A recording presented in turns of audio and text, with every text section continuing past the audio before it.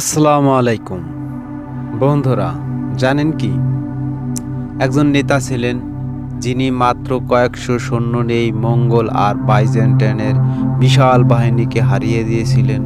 তার বীরত্ব, ঈমান আর দূরদর্শী নেতৃত্বেই পরবর্তীতে তৈরি হয়েছিল বিশাল উসমানীয় সাম্রাজ্যের ভিত্তি।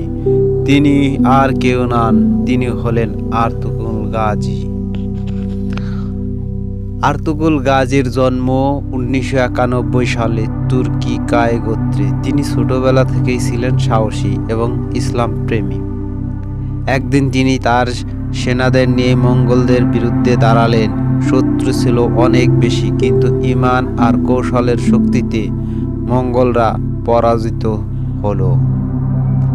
আপনারা সবাই জানেন মঙ্গলরা কতটা বর্বর ছিল এবং কতটা হিংস্র ছিল। তার বিরুদ্ধেও কিন্তু আর্তুগরুল গাজীর হাত ধরেই মঙ্গলরা অনেকটাই পরাজিত হয়েছিল। আবার বাইজেন্টাইনদের সাথেও তিনি যুদ্ধ করলেন। সংখ্যায় কম হলেও তার সৈন্যরা এমনভাবে লড়াই করলো যেন মৃত্যু তাদের কাছে কোনো ভয় নয়। এই বিজয়ের পুরস্কার হিসেবে সেলজুক সুলতান তাকে উপহার দেন সগুত শহর। সেখান থেকে শুরু হয় উসমানীয় সাম্রাজ্যের পথ চলা।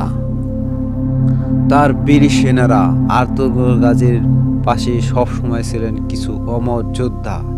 দোগান আল্প সামনে থেকে যুদ্ধের নেতৃত্ব দিতেন। তুর্গত আল্প কুঠারের আঘাতে শত্রুদের ভীত করে তুলতেন।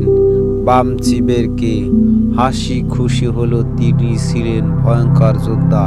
আব্দুর রহমান গাজী আল্প ঈমানের শক্তি আর ন্যায়ের প্রতীক। এই সাহসী সেনারাই আর্তুগরুলকে ইতিহাসের পাতায় অমর করে তুলেছিলেন। ১২৮০ সালে আর্তুগরুল গাজীর মৃত্যু হয়, কিন্তু তার রেখে যাওয়া উত্তরাধিকার তার পুত্র উসমান গাজীর হাতে গড়ে তোলে বিশাল উসমানীয় সাম্রাজ্য, যা প্রায় ৬০০ বছর বিশ্ব শাসন করেছে।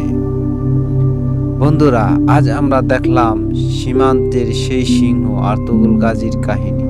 তার জীবন আমাদের শিখায় সাহস, ঐক্য আর ঈমান থাকলে অসম্ভবকেও সম্ভব হয়ে ওঠে।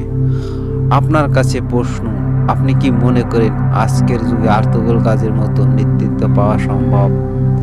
কমেন্টে জানাতে ভুলবেন না। আর ভিডিও ভালো লাগলে লাইক, শেয়ার আর সাবস্ক্রাইব করুন।